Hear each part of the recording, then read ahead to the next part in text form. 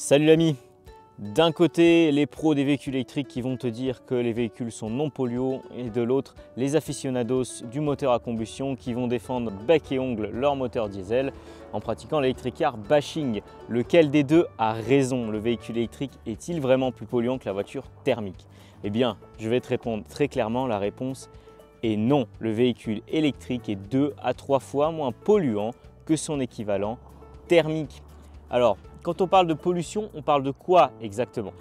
On parle évidemment des gaz à effet de serre comme le dioxyde de carbone, le CO2, mais on parle également des particules fines et notamment des PM 2,5.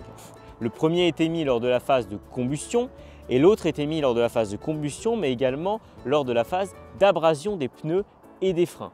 Les moteurs diesel émettent moins de CO2 que les moteurs à essence. Par contre, ils émettent beaucoup plus de particules fines, ce qui a un impact direct sur la santé des populations. Le moteur électrique, lui, n'émet pas de CO2 lors de sa phase d'utilisation et jusqu'à la moitié de son CO2 est émis lors de la phase de fabrication de la batterie. Le reste de son émission est faite lors de la phase de conception globale du véhicule, lors de la phase de production d'énergie pour son utilisation et lors du recyclage du véhicule. Et qu'est-ce qu'il en est des particules fines pour les véhicules électriques? Eh bien, ils en émettent 90% de moins que les véhicules thermiques dû au fait qu'il n'y a pas de combustion et que les plaquettes de frein s'usent beaucoup moins que sur les véhicules thermiques.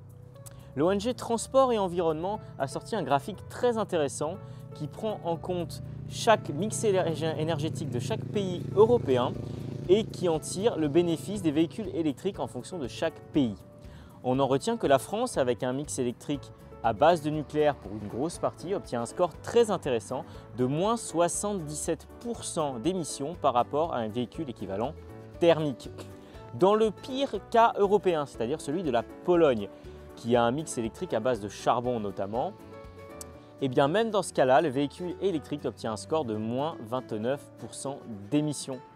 Voilà l'ami, j'espère que ce petit clip aura répondu à tes questions. On se retrouve plus tard pour un prochain clip et une autre question. Ciao!